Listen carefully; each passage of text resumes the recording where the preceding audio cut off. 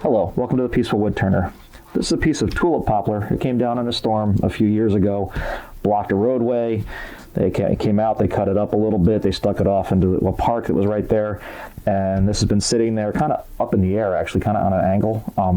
And we went out and cut off a piece of it a couple weeks ago. It's been kind of quarantined to make sure there were no bugs or any critters living in it.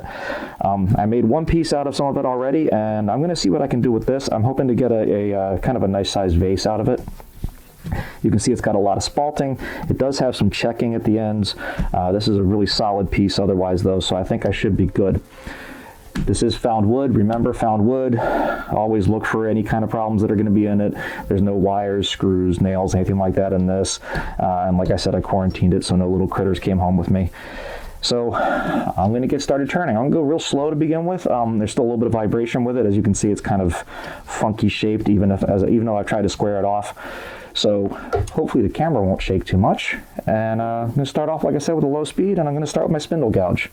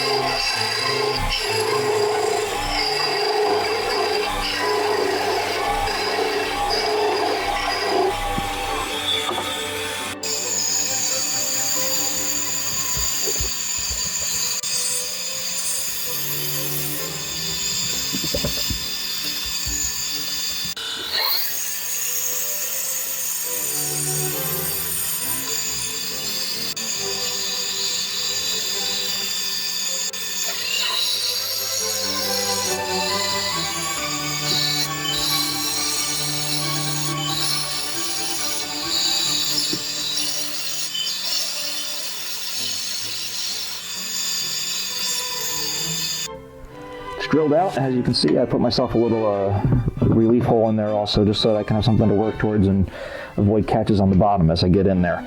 I'm going to have to do a lot of hollowing out to get down into the body of this, and it's going to get a little tricky, but for now I'm going to start with just opening out the mouth of the base.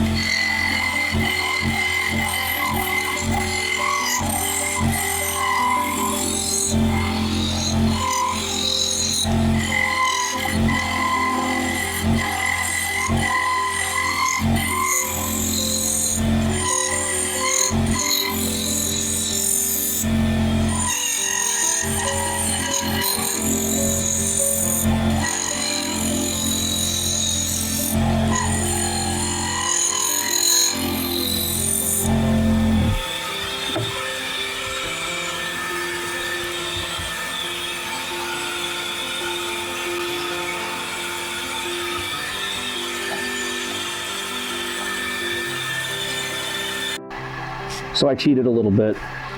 I went to switch my tool rest, and when I was doing that, the Forstner bits just got tempting.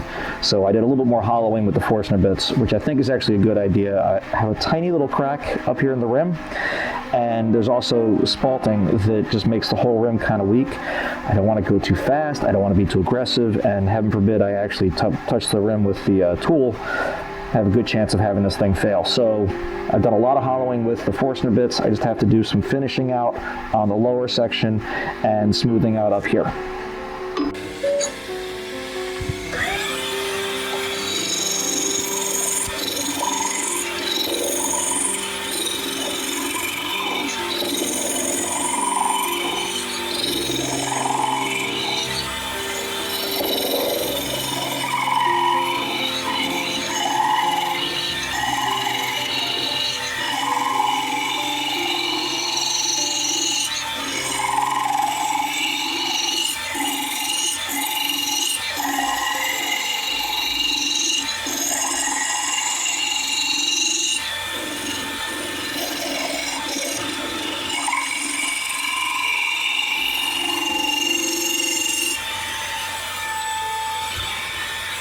That looks really nice.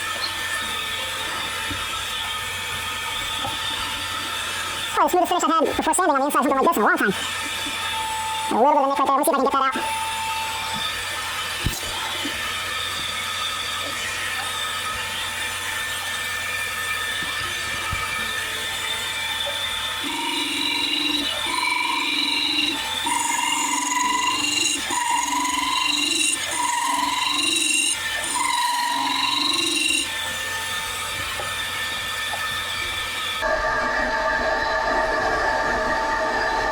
Looks good. I'll change my camera angle and I'll start working on the top.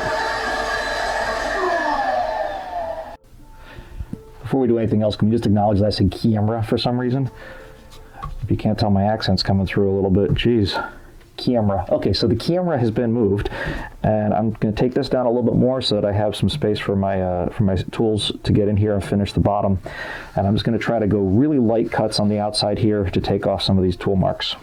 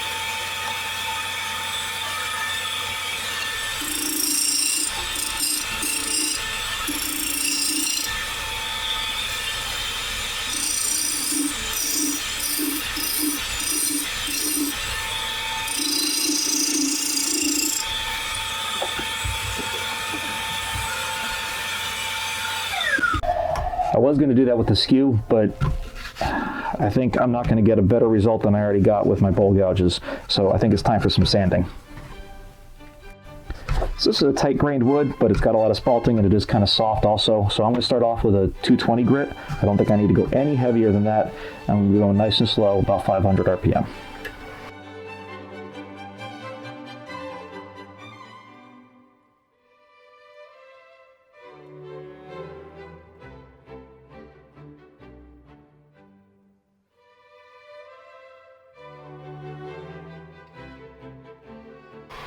Time for my brand new 320 sponge.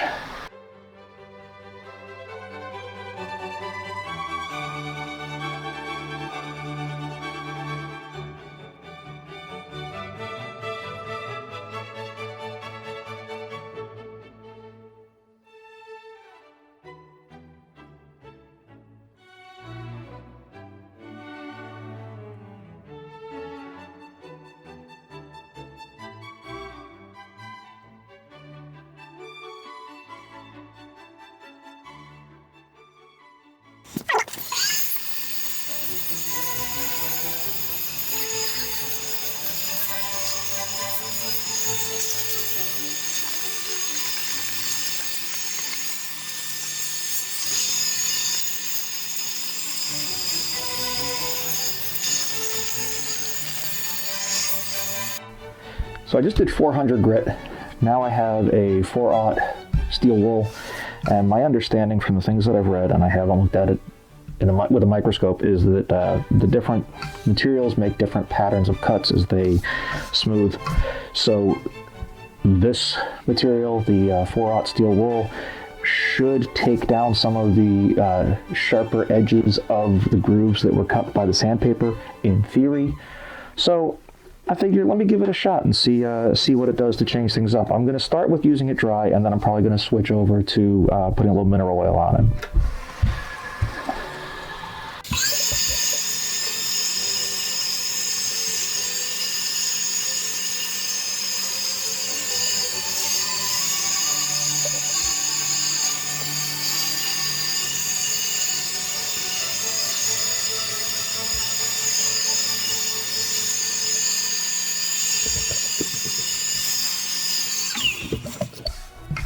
Well, it didn't make as much dust, even before I put the oil on it, but we'll see how it all works out.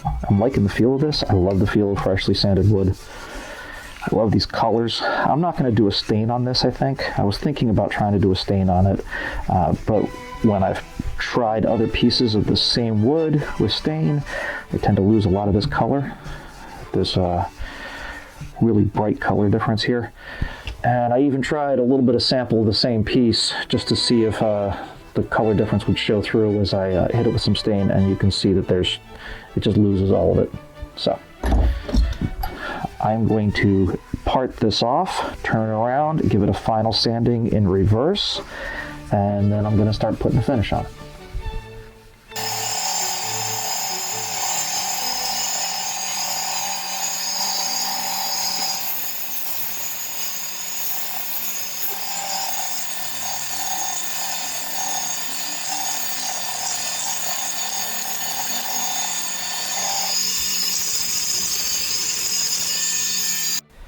That's one coat of finish on there. It's already looking really pretty.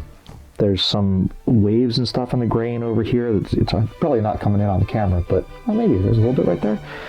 The whole thing is just really pretty. I'm really liking this. I'm gonna do a few more coats and take some final pictures. Thank you for joining me on the Piece of Wood Turner.